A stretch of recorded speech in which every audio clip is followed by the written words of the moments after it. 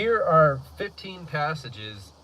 The first 6 are from student papers and exams, modestly edited. Determine which contain arguments and which do not. Label the premises and conclusion. No, we won't read that one.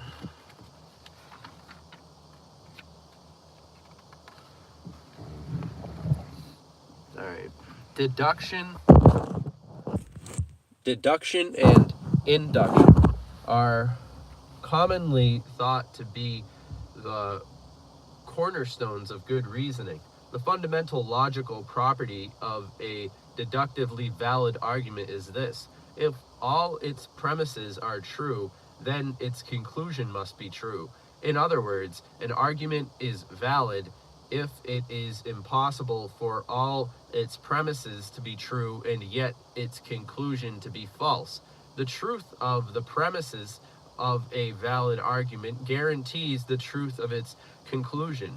To determine whether or not an argument is valid, one must ask whether there are any possible circumstances under which the premises could all be true and yet the conclusion be false. If not, the argument is valid. If it is possible for the premises to be true and the conclusion false, the argument is invalid. An invalid argument is simply an argument that is not valid. The question naturally arises as to why it is impossible for the conclusion of a valid argument to be false if all its premises are true. Why do its premises, if true, guarantee the truth of its conclusion? Unfortunately, there is no simple answer to this question. A clear answer for some type of deductive arguments is given in this book. It is revealing to notice that in a typical case, the information contained in the conclusion of a deductively valid argument is already contained in its premise. We tend not to notice this fact because it is usually contained in the premise implicitly, along with other information not contained in the conclusion. Indeed, cases in which the conclusion is explicitly mentioned in a premise tend to be rather trivial.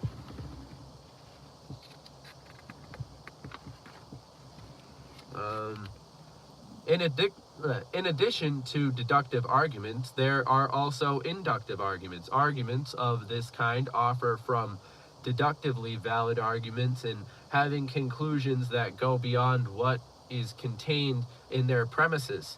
Good inductive arguments are said to be inductively strong.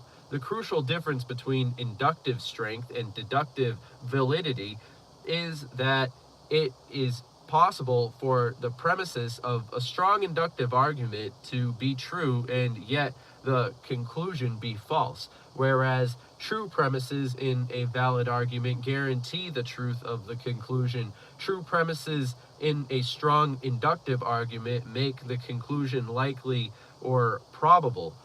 The basic idea behind inductive reasoning is that of learning from experience. We notice patterns, resemblances, or other kinds of regularities in our experiences. Some quite simple, sugar sweetens coffee. Some very complicated, objects move according to Newton's laws. The project and project them onto other cases. We use inductive reasoning so frequently in everyday life that the inductive nature of this way of drawing conclusions generally goes unnoticed. By the age of 5, the use of induction has taught us a great many of the basic truths that guide everyday behavior. We have learned, for instance, that some foods taste good and some don't. The sun is going to rise tomorrow morning and every morning after that. Very hot things burn the skin. Some people are good and some aren't. You can't hold your breath for more than a minute or two, and so on. Our reasoning for the belief that the sun will rise tomorrow, as an example, can be expressed in this way. 1. The sun has already risen every morning so far. 2. The sun will rise tomorrow, or every morning. The right virtue of inductive reasoning is it provides us with a way of reasoning to genuinely new beliefs, and not just to psychologically new ones that were implicit in what we already knew. As in the case of valid deductions, however, benefits this benefit is purchased at the cost of an increase in the possibility of error. The truth of the premise of a deductively valid argument guarantees the truth of its conclusion, but a strong induction may contain all true premises and yet have a false conclusion.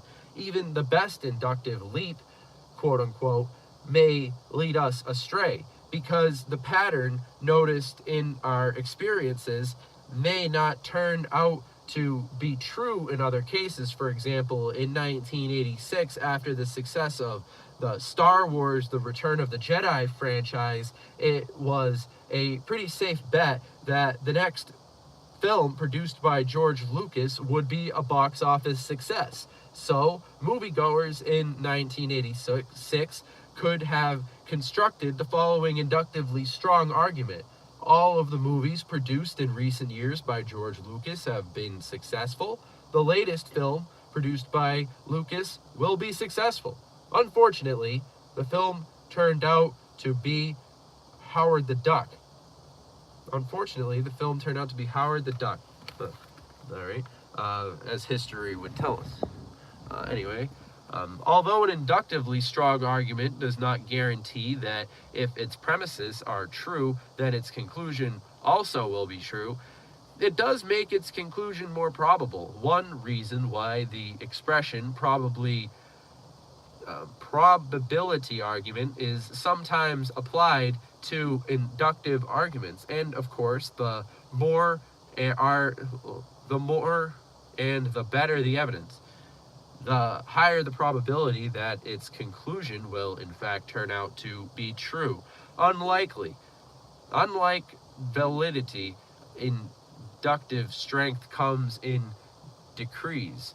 It makes no sense to speak of one deductive argument as being more valid than another.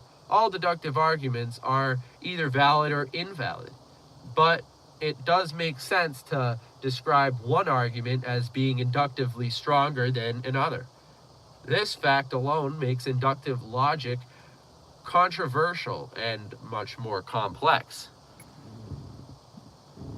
How's everybody doing? Are you finding this stuff interesting? We got like one comment. Well, I guess that'll be good for now. This stuff's boring to me too, but I think that I'll leave this video, I'll leave it live on the channel for like a day. So if anybody, I'm kind of like sick right now, so it's like a rainy day. I had to like walk through the rain to buy this book. But I definitely hope that you guys. All right, I'll read some more. We got some new people who just came in, so I'll read a little bit more of the book. No, I'm gonna keep reading. So we get some more people who just joined us. So I'll read part 3, just because everybody seems interested. I saw a bunch of people left, but maybe it's the connection or whatever. So anyway, consider the following argument: Art is an Ohioan. That means he lives in Ohio, I think. So Art is an Ohioan, or he's a New Yorker. Art is not an Ohioan.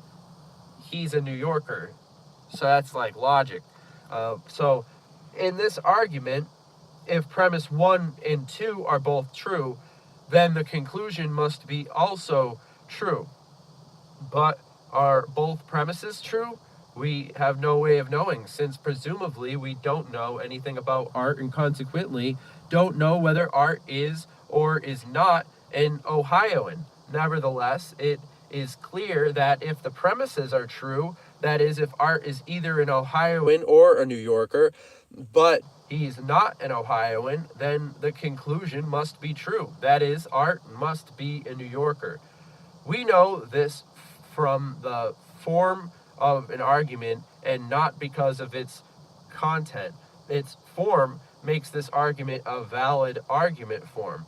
Any argument having the same form, that is, any argument of the form 1 blank or blank, it's not the case that blank 3 blank. So you fill in the blanks there.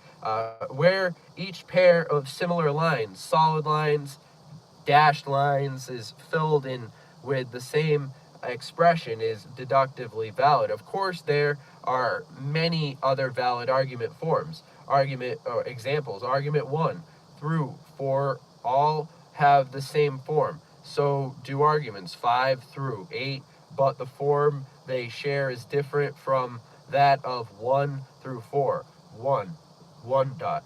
It will rain or it will snow.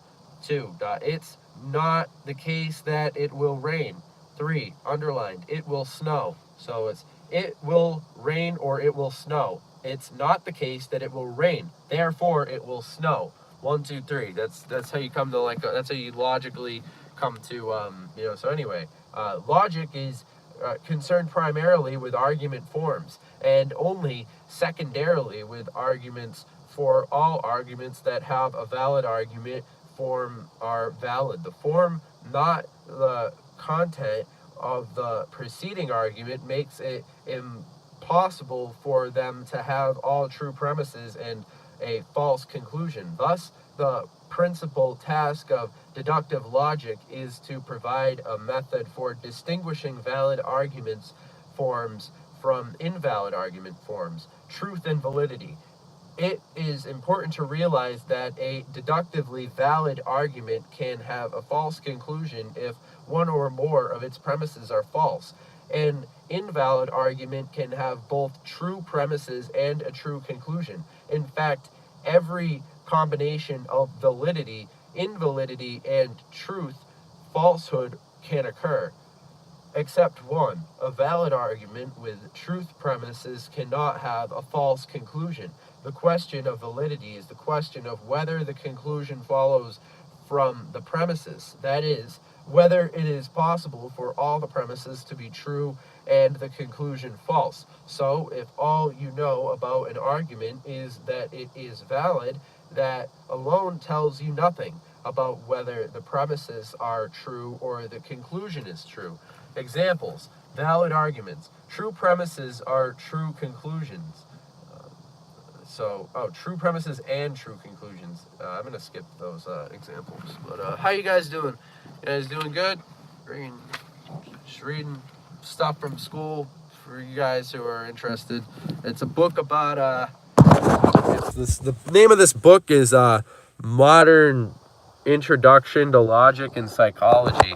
And I guess I'll be reading this book all semester. So if you are interested in helping me study, start studying logic, go online and research this book, and come back to me. I hear you better this way. Oh, is it it's when I put it down, it screws with the volume probably. All right, I hear you. I'll put it up like this then, so that you guys can but you guys should add me on Snapchat so that we can continue to learn some more of this stuff about I mean, you probably already know my Snapchat. CRYPTOMANE. CRYPTOMANE. That's my Snapchat. So if you want to message me, I believe it's somewhere. You could find it, or ask somebody what it is, or whatever. Just message me so that we could, because I need to learn more about this logic shit. So, but anyway, although we can sensibly speak of valid and invalid arguments and argument forms, it makes no sense to speak of valid or invalid statements, premises, or conclusions, nor does it make any sense to call an argument true or false. Validity and invalidity are properties of arguments. Truth and falsity are properties of statements. Obviously, an argument can be valid. Obviously, an argument can be valid but have one or more false premises. Such arguments are said to be unsound. To be sound, an argument must meet two conditions. It must A, be valid, and B, have all true premises. An unsound argument is any argument that fails to meet one or both of these two conditions. Thus, example 1 following is sound because it is valid and has true premises. The other examples are unsound because they are invalid, have a false premise, or both. In general, logic is not concerned with the soundness of arguments because, with one exception, logic alone cannot determine whether the premises of an argument are true or false. The one exception concerns premises that are logically true or false. See the discussion in chapter 3. The concept of the validity and invalidity of arguments is closely related to another logical idea that we will study more extensively as we proceed, namely the consistency and inconsistency of a set or group of statements. A set of statements is inconsistent if there is a contradiction among the members of the set. That is to say, the inconsistent set of statements is one in which it is not logically possible for all the members of the set to be true at the same time. For example, no matter how many true statements some set of statements contain, if it also contains both Lincoln was assassinated and Lincoln was not assassinated, it cannot be consistent set because one of those two statements about Lincoln must be false. Together, they are contradictory. If all could be true, the set is consistent. In general, we can think of such contradictions as being of three types. First, individual statement may themselves be contradictory statements that cannot possibly be true. All right, so I think we'll leave it at that for today. But yeah, that's the book, and you guys have a good day.